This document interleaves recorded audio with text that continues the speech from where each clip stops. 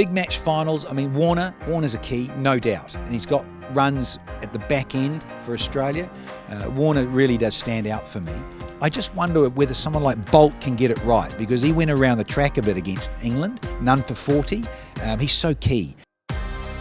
The battles within the battles will be that opening combination of Warner and Finch up against Bolt and Southey, or even Mitchell Santner if they decide to go early with Santner. So that'll be one certain matchup.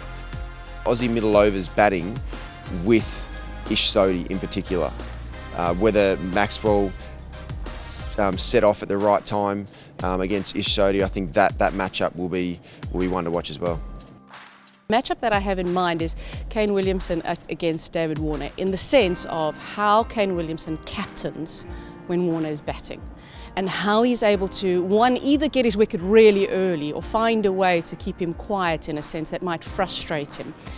David Warner in the semi-final walked when he thought he had got a nick. He hadn't got a nick. He may be even more determined to make some runs now. Front Bolt against Finch. We saw the way Shaheen got Finch out the other day with that in-swinger, and he does occasionally plant his foot to the in-swinger. So if Bolt can get New Zealand off to a fire, I think all that middle order of New Zealand against Zampa. I think Zampa has been a real quiet achiever for Australia in this tournament. I think the middle overs with Adam Zampa, he's been brilliant. He's been controlling that middle period of play. So if New Zealand want to dominate that middle period of play, I think Williamson has to be there, along with maybe a Glenn Phillips who has the ability to hit the spinners around the park a little bit. So they will be the key matchups.